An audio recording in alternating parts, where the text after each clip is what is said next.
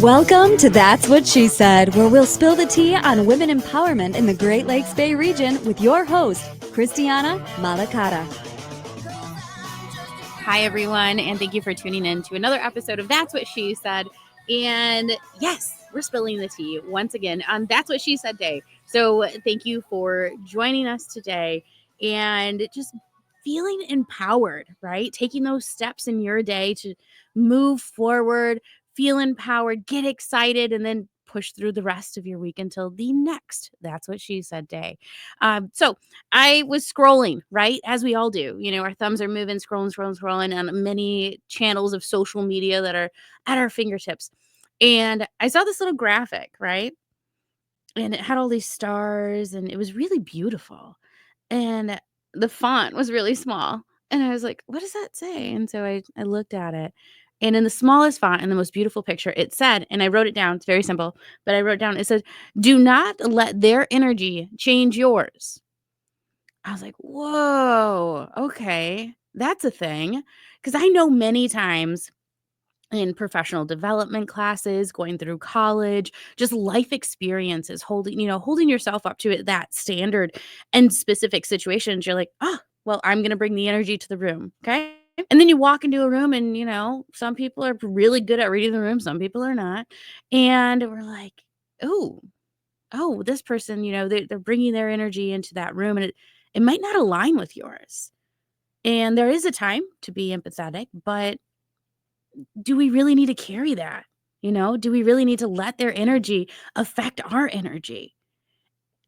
No. My answer is no. I don't know what yours is, but at the end of the day, just keep this in the mind. Don't let their energy change yours. Thank you, Instagram, for providing us with that quote today for That's What She Said Day. Again, my name is Christiana Malacara, and I'm your host of That's What She Said. We're going to spill the tea today with someone who is very special and very pivotal in what she does. And we're going to learn about how she got to where she was with, you know what? I'll let her spill the tea. Let's move on to our guest, Gail. Hi, Gail. Hi there. How are you today? I'm good. Thank you for coming in. Yay, me too. I'm so happy. Really happy that we made this work out. Let's see. How do I start? How do we know? I mean, how do we know each other? How did we met meet? at the chamber? This is it. Yes. So networking is powerful, right? Absolutely. So Gail, she provided the business card. Gail works for the Disability Service Resource Center, but there's many ways that the community might know you. Can you share a little bit about yourself and how the community might know you, Gail? Absolutely. Well, first and foremost, I'm a farmer's daughter right here from Saginaw County, and it has been my pleasure to be part of agriculture for my entire life. And so many people probably know me from that. But as far as where I'm at now in Bay County and so forth, between the Disability Services Resource Center, I actually ran a bed and breakfast up the William Clements Inn on Center Road many moons ago, back in 1988, 89. And also worked for Michigan Sugar Company. So I've got some connections here in the local area, definitely. I think that bed and breakfast didn't know that one. We've talked, and you didn't tell me that one. That's exciting. That's really fun. It is fun to be an innkeeper of all things. Yeah. Right? Yeah, that's really cool. Okay, so let's take things back. You started out by saying you're a farmer's daughter. That's a title. Yes. You took that on as like, this is one thing on my resume right here, farmer's daughter. Talk to us about that experience. Well, and I know they've always said, you don't have to go back that far on resumes. But quite honestly, that's where I was rooted. That's where I'm grounded to this day. But yes, I grew up behind a hoe handle. I'm the youngest of 5 siblings. My 3 older brothers all worked with my dad on the farm in the tractors, all the cushy jobs. My sister, myself, we got to be behind the hoe handles. So we're official whores. There we go. Oh, I love that. So you were just instilled from day one. We're working hard. We're working hard. And so my 2 primary words are responsibility and respect. We respected the land, we respected our animals, we respected any people we ever came in contact with. That was first and foremost priority and being responsible for everything that we did. Okay. And I mean, you said you're the youngest of 5 siblings, correct? So how did that play a role when usually, in as far as going out and working on the farm? Because usually you're like, oh, it's the baby though, not the baby. Was that the case for you, or you were? Nah, my sister and I often joke about this because she was always stuck in the house, so to speak, helping mom, doing those things. I'd always do my best to escape out of the house, to be the outside. I'd be happy going out and baling hay or straw or maybe hoeing a field. Not so much, but hey, we did it. Got a really good suntan. That was the key.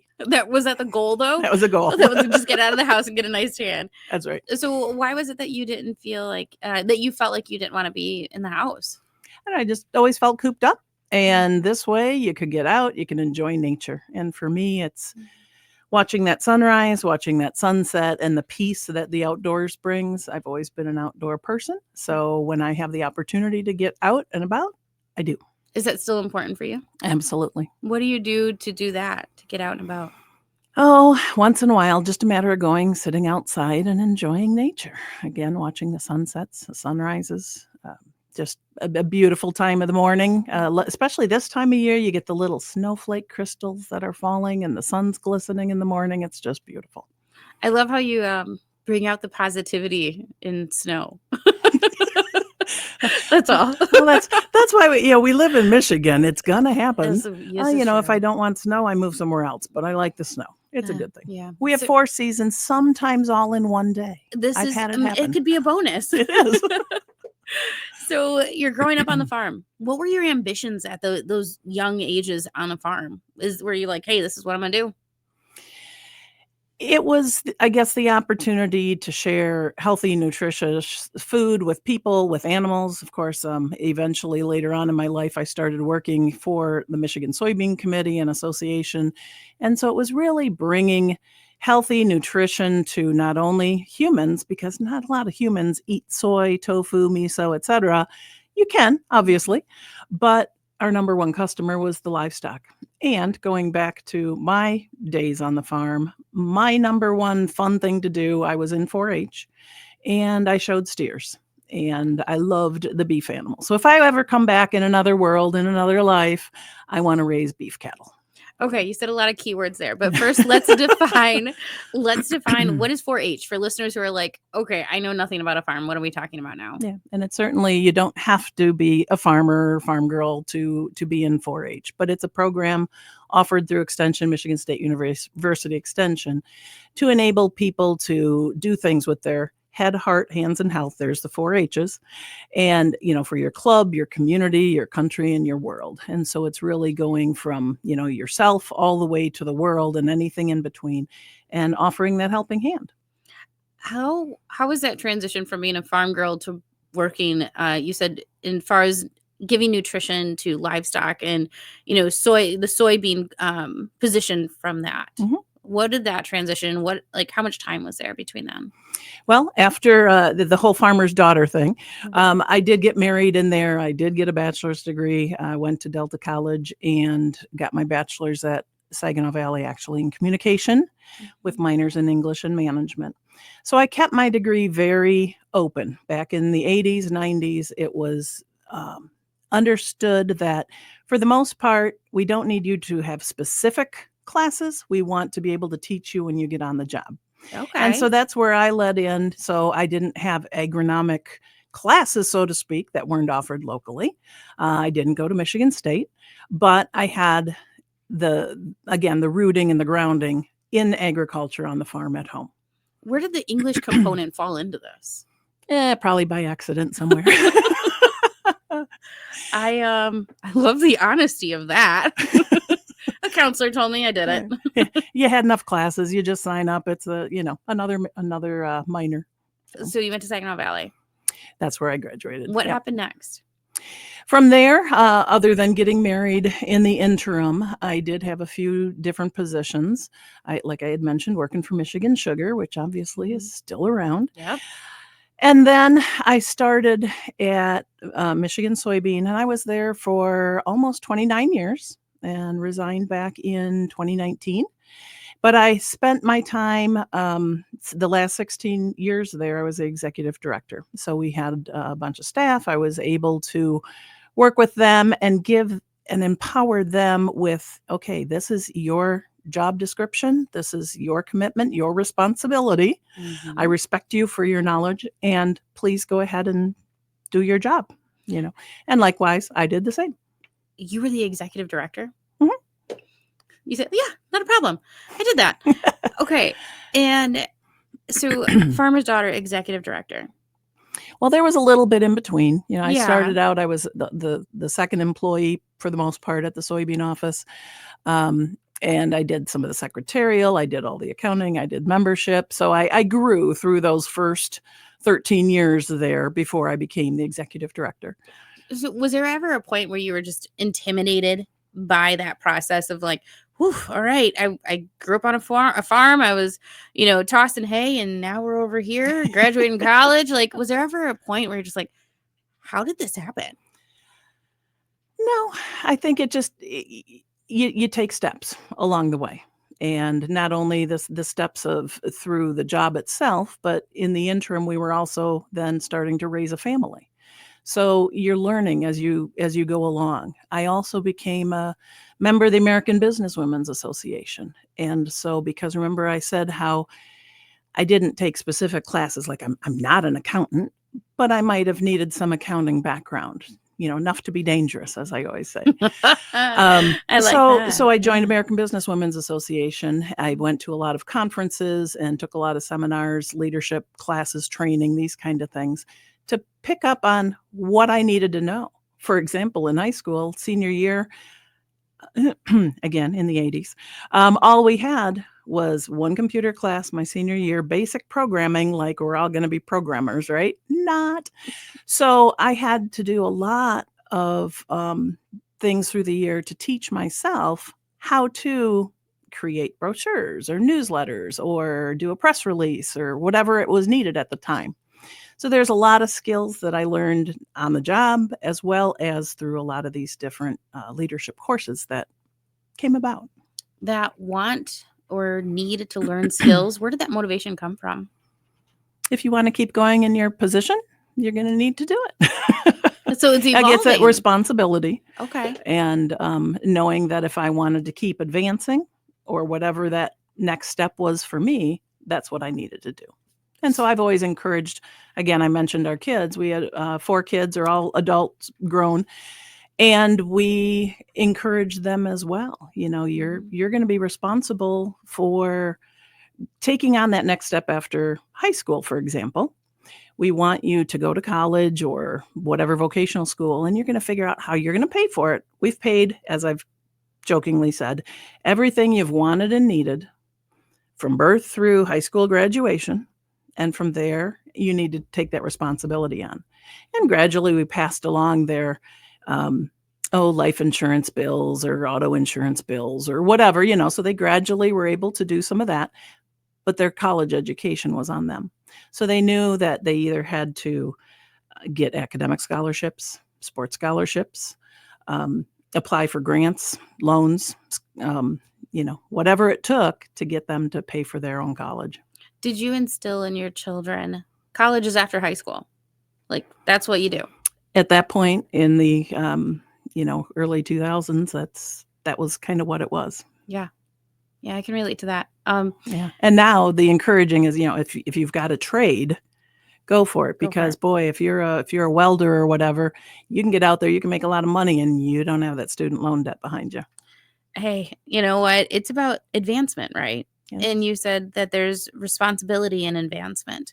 Mm-hmm. What were some of the things that you taught your children to really instill that blend of those two things in them?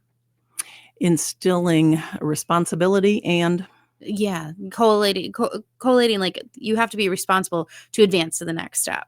Yeah. Well, maybe a better is how. Yeah. We encouraged them to, let's say, take piano lessons. That was on me because music is important to me. And so you're going to do this. You'll do it for at least a year. And then if you want to continue on, it's up to you. And from there, they decided, I want to play the clarinet. I want to play the trombone. I want to play the saxophone, whatever. Then it's on them. You've committed to it for a year. You're responsible. You can't stop now. Yeah. You keep going. If after that year or 2 or 3 is up and you decide to try something different, go right ahead. You said music's important to you. Why is that? I don't know. There's, I guess, kind of like nature. It's just soothing and comforting. When I was in high school, I was in a performing arts group called Venner, which is a Norwegian word, which means friends. But I went to Frankenmuth High School, as did my husband and all 4 of our kids. And unfortunately, that program is no longer there. But the director has since passed away. But it was an opportunity to spread our wings. I was with the first group that traveled overseas, actually, with the group to Germany, Austria, Switzerland. And in part because of that, you're connecting with people. Music, there's no boundary for music, no language barriers. They might not understand what you're saying, but they can still see, feel, and hear that music. I was just talking to a friend about this because we were talking about bilingual music, right? Mhm. And there's a blend of English and Spanish music. And he's like, I don't know what they're saying, but man, I feel it. And it feels good. It's And it feels motivating. good. It feels good.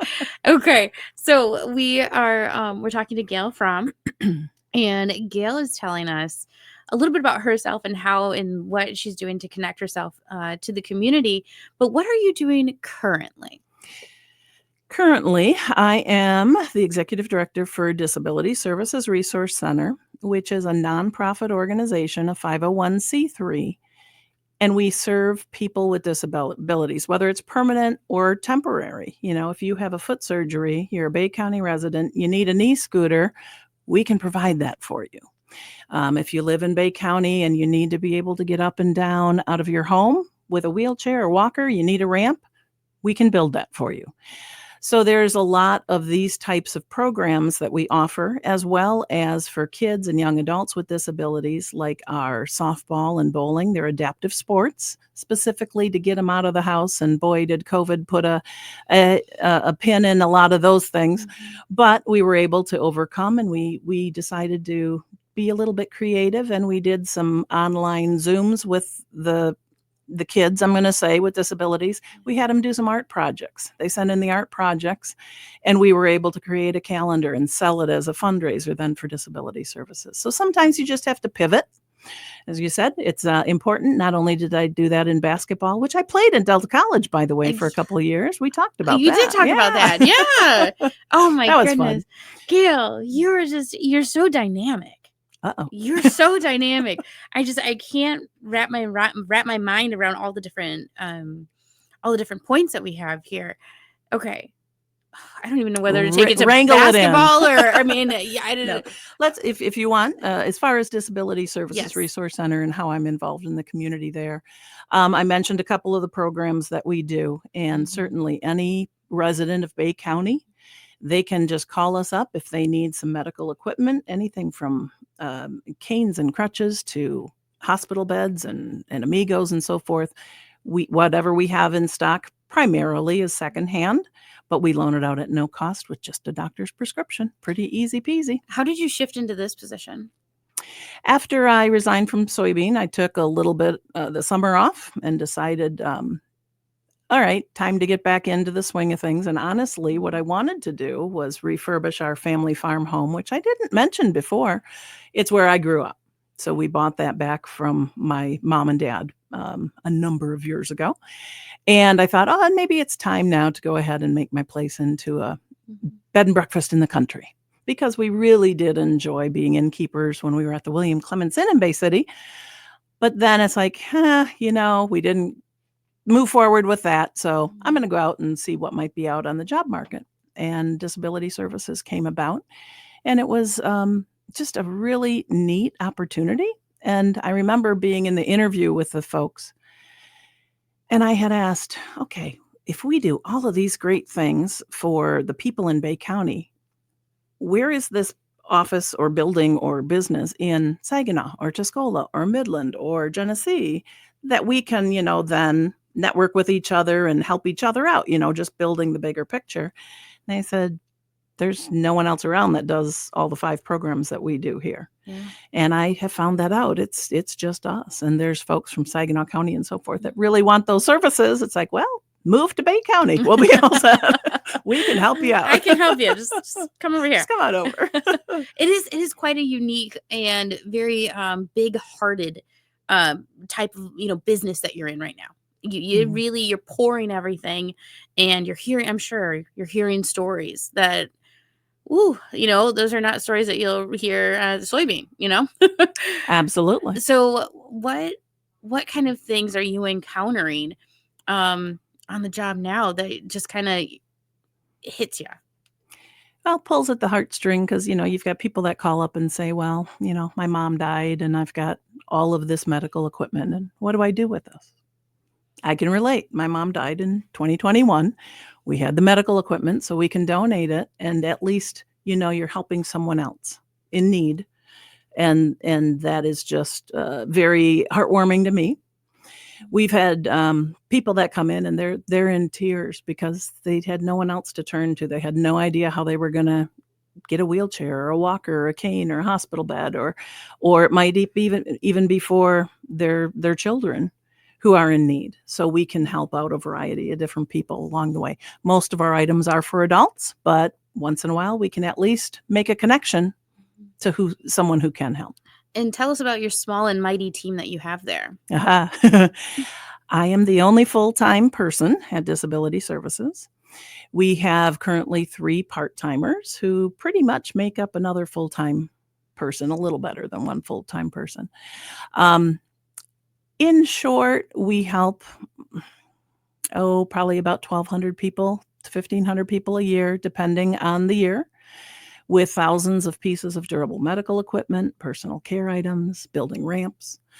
I did the numbers for this last year, actually, and we had given out over $300,000 of value of items at no cost to people in the community. And again, most of this was donated to us. How does that make you feel? Oh, just elated that, you can help someone. That's very heartwarming. I see that helpful component being a trend here. Just trying to help everybody, Gail. Helping other people in need. Absolutely. Was there ever a time where you thought, this is too much? This is a lot of work? Specifically the disability services piece, or everything that I'm doing? No. Let's talk about disability services. No. We were able to bring on another person who's there the 4 days that we're open. So that has really helped take some of the weight off of me needing to do a lot of the running of the parking lot. Because for the most part, I am working with the board of directors. I have 8 directors currently on the board. So I do all of that, as well as all the financials. I do all the grant writing and primarily spearhead most of our fundraisers. We'll talk about those too, I'm sure. Yes, we will. You are an absolute Wonder Woman of Bay City and Bay County. This is fantastic. So let's touch a little bit more on the grant writing, scholarships, and all those things when we come back to That's What We Said. That's What We Said with Gail Frahm. Just hold on tight, because we'll be back and we'll dive deep into what's next and who's the woman behind all of these amazing things happening.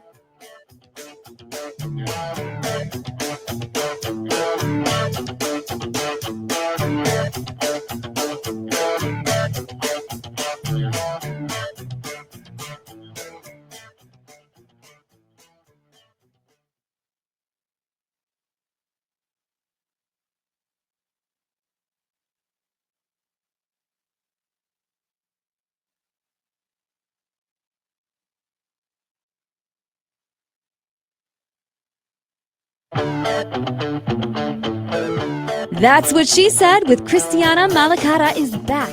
Now let's spill the tea. And we're back to That's What She Said with Christiana Malacara. That is me. And I am here with Gail Frahm. And Gail was just sharing a lot. Gail was sharing so much about her her life experiences and that the many trails that have been oh man, that lead to where you are now, right? And I Absolutely. think we were kind of talking about this on the phone at another date. Uh, I had said, well, when you encounter someone in your life, that person could, steer you a little bit to the left, a little to the right, and that original path that you were on. When you look back, you're like, whoa, where'd that path go? But you know what? I'm happy where I'm at. And you seem so confident in where you are right now. Like the energy that you give off is confidence. You just this whole presence of like being ready to push forward. Mhm. Okay. And I personally think that that's a good piece of advice to kind of just say, hey, maybe that path that I started on was good, but you know what? The one I'm on is good too. And I can thank this person and this experience that got me here. Mhm. So when we left off, you were talking about disability services in the Bay County, and there was scholarships and grants and things that you had also kind of tagged in there at the end. So let's start there. Tell us about that. We do have a few things going on at disability services, and then I'll kind of transition that to in my personal life and with the kids and so forth. Yes. At disability services, we do offer a really cool program for kids, adults, anyone that has disabilities and wants to attend, let's say, summer camps anywhere in Michigan. We have some dollars available that I've written for some grant monies that we can then let that out to those kiddos or adults who want to take in a summer camp or whatever it is. Additionally, we've got a summer special needs enrichment program for kids and young adults ages 5 to 36 that these special needs folks can come in for 6 weeks in the summer, and it gives the parents and families some respite time. And there too, we're looking at doing some scholarship or some sponsorship, I should say, opportunities for those people as well.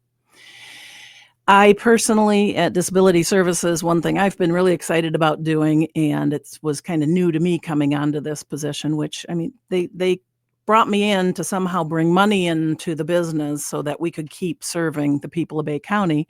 And one of the many things, pieces of that is grant writing. So again, that was new to me, but in the course of the 5 years that I've been there, we've been able to collectively bring in over $500,000 to go towards all of our programs and to keep them up and running. And I kind of say that excitingly because this is also during COVID. Now, certainly there are some of these dollars that might have been some of the ARPA funds or the PPP loans or whatever they call them, Yeah, understood. all those Yeah. acronyms. But the importance of no one's going to give you a handout, but you actually have to go out and seek some of those funds. Disabilities typically aren't pretty. You're not going to just have someone dump money in your lap. So I'm assuming that you've heard the word no.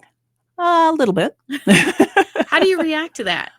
Yeah, it's just one more step to, okay, well, you just got to network with them, connect with them, have that deeper conversation, get them to relate to, who do you have in your family that might have a disability of some sort? Again, it could be permanent, it could be temporary. And connect the importance of, hey, how can we help them out? Okay. We're talking about scholarships and grants. Yes. And we're going to dive a little deeper into you as, a woman, a mother, a wife. And let's talk about that. Okay. So we established that you have children and you're married. And you were telling me a fun story about how you met your husband. And I think that's... Did I mention he's a farmer? Yeah. It happens. We see a trend.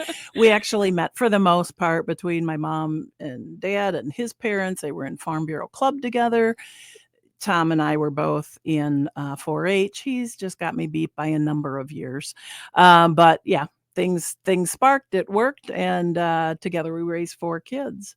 But going back, if I may, to college days, we were talking basketball before. Yes. When I went out to Delta in the mid 80s, they used to have dorms back at Delta years ago. Wow. And I had visited with a basketball coach, and I said, I've got a lot of scholarships that I've applied for through the American Business Women's Association or different groups. And if you could help me out a little bit more, I'd like to live in the dorms. That way I don't have all the wear and tear on a car. Gas prices were cheap, but at least this way I was safely out on campus and I could study. I could work on campus. Yeah. And he kind of looked at me and he actually said, well, the scholarship dollars are for the guys. And he caught himself. Oh. And he's like, why not? So, it was $500 each semester or each year, whatever it was. And it was enough to get me to be able to stay out there. Academically, I had the presidential scholarship going to Delta, so I didn't have a lot of costs, but there was going to be cost to living in the dorms. So again, it's just being responsible, taking that step, moving forward, saying, hey, can you help me out? Just curious, do you know if there's scholarships out there for the basketball girls out in Delta? I have not checked lately, but if you're a basketball girl out there or whatever sport you're playing, be sure to ask. Yeah. I'm assuming there are at this point in time. Yeah. Okay. Yeah. So go ahead. So I had I mentioned the American Business Women's Association. Yes, that's where I was going. That was a very important pivotal piece in my life because, like I said, when I went to college, it was very generic classes, so to speak, enough to get the communication degree, management English minors.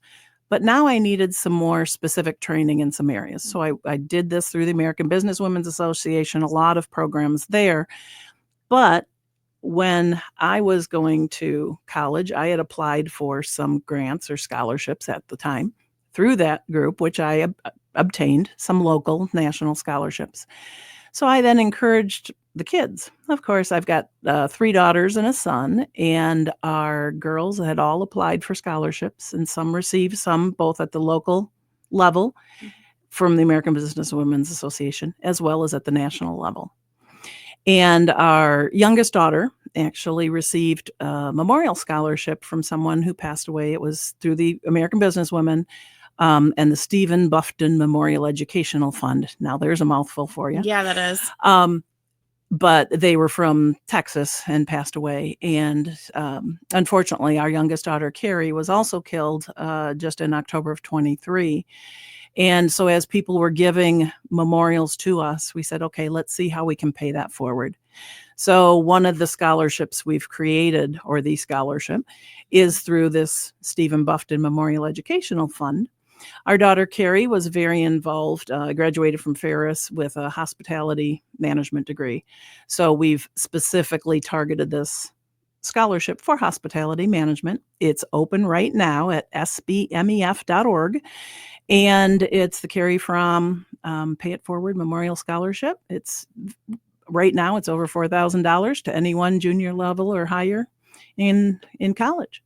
So Carrie herself received that scholarship or a scholarship, about $2,000. Now that's paying it forward. It's already doubled that amount. So we're excited to be able to offer that on her behalf. How important was it for you and your family to pay it forward? Extremely. When after Carrie had passed, we had within a couple of days been reached out to from Frankenmuth High School and girls basketball. Carrie, as well as our other 2 daughters, and our son didn't play on the girls basketball team, but he was on the guys. But we all played basketball at Frankenmuth High School.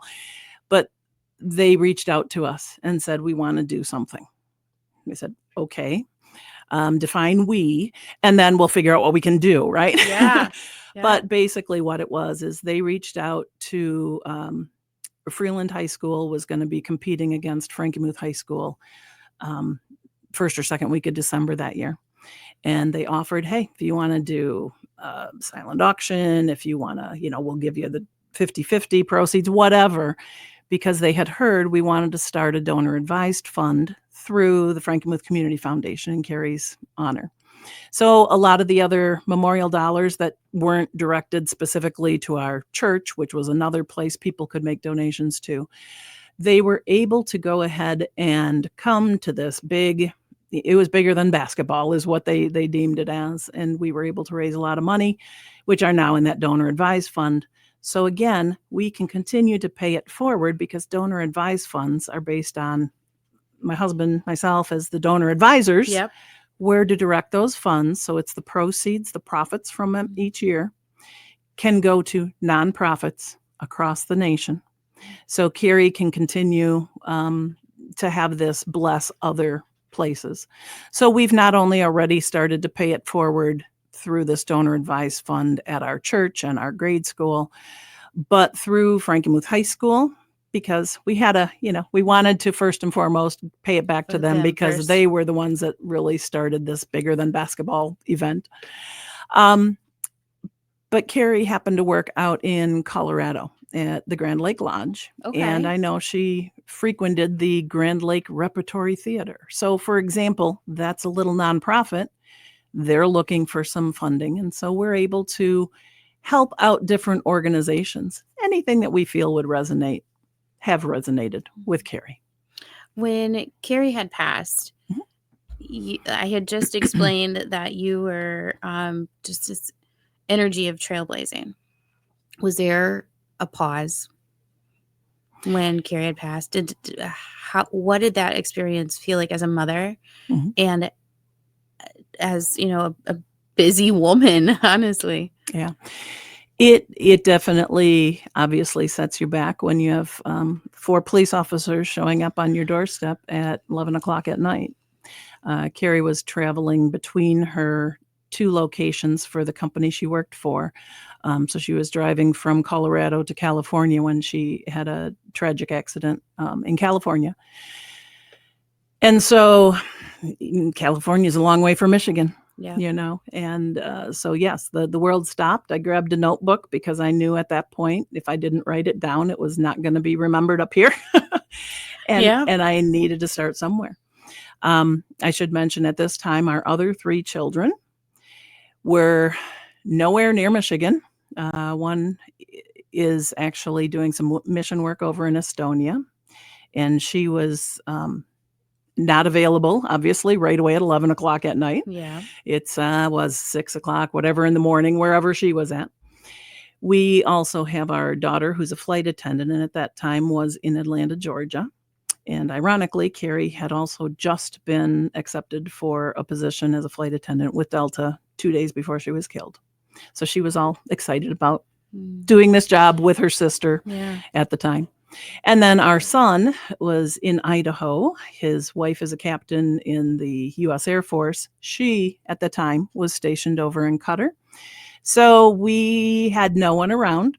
And so, yes, it was just sit down and the world stopped and had to figure out, where do we go from here? Because all you were literally handed is a business card from the police officers that says, here's the morgue phone number. Yeah. And this is Carrie's case number.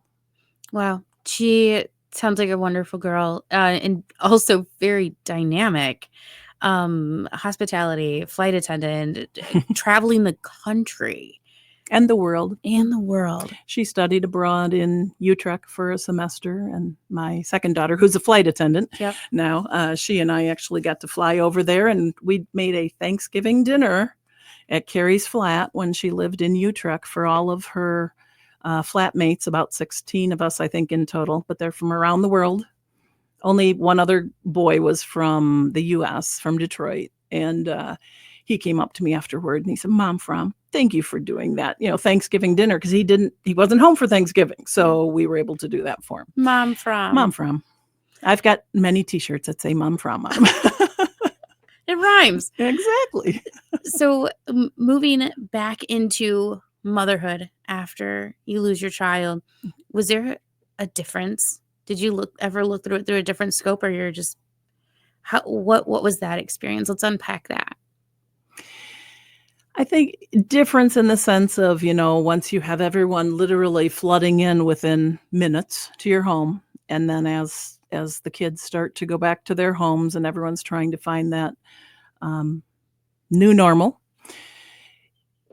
For me, there's a lot of lonely or quiet nights. And so at 1 or 2 or 3 in the morning, which people who know me know that that's when I did my best work anyways with 2 in the morning? Oh, yeah. That's when I would create my agendas for my business women's groups or whatever, that because the phone wasn't ringing and the husband was off snoring. Sorry, Tom. I snore too, so there we go. I'll admit it. But that was my opportunity to just sit, and that's when your mind is spinning. And I was able to do some, people call it journaling. I don't call it journaling because I wrote these stories or what was going on, and I have since posted them on my Facebook page. But it's a morning, Mother's Morning was my very first one. And it just really kind of put the feelings out there. And hopefully with that, I also tie in, what grounds us is not only that farming background, but more importantly is our religion. Without the faith, without the friendship, and without our church community, I don't know where I'd be right now, because that's what's gotten us through, is everyone's prayers and the church's help. Did your religious journey change afterwards? I don't think so, really, for me, because I was always engaged at the church level. I am in the choir, mentioned before. I wanted to get back to that. Got to do it. Actually, when our oldest daughter was just born, I was in the choir. She was in her car seat. I tucked her car seat under the pew, and we sang in choir, so it was great. But then she didn't fit under the pew anymore, so we had to move on. Had more kids, and then after the kids were off high school and so forth, I was able to get back to the choir. But have you ever connected with other mothers in the community or across the nation that have experienced a loss similar to yours with an adult child? It's funny you mentioned that, because I just said something even at our church. There's a lot of moms who maybe had miscarriages or have had children who have died from cancer or whatever it is, that, maybe they've not come out and said much, or they're holding it in. And holding it in is probably the worst you can do. You have to have some open conversations. It's so much easier to talk about it. And we encourage people to talk to us about Carrie, because it helps us and it helps them. If Carrie knew probably more people in this world than many people do, and has connected, just because when you're in the hospitality industry, that's what you do, right? Yeah. I mean, hospitality, honestly, that's fun. That's fun. That's a fun thing.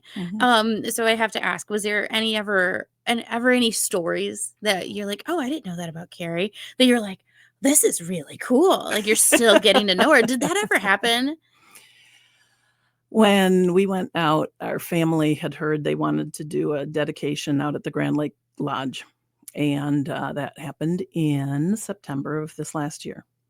So part of it was a dedication of a swing, that the swing isn't new, but they dedicated it now. It's Carrie's swing.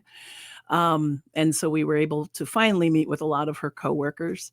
And the one gal who had really kind of, I think, spearheaded this out there on the ground was introducing herself, and had mentioned a little bit about Carrie. And she said, sometimes when you're in the industry, the hospitality industry, whatever, people first, right? And you can tell you're in a restaurant situation or whatever, and the tensions are getting a little high. And she said, Carrie could just tell when we were having a bad day or whatever, and Carrie would grab us by the arm and take us out on the big Grand Lake Lodge porch and just say, look at that. Look at the sunrise, look at the mountains, look at the water. It's like nothing is bad. And I think it's kind of neat, because I also go back to nature. and that's where you get grounded. Yeah, you definitely instilled that in her. So that was kind of fun. Along with the helping portion. And the helping portion, she got that. Yeah, absolutely. Yeah. Well, thank you for sharing that. You're welcome. So when we're talking about grieving mothers, is there a piece of advice that you would pass along specifically for a grieving mother? Again, don't hold it in. Reach out to others who are also experiencing this.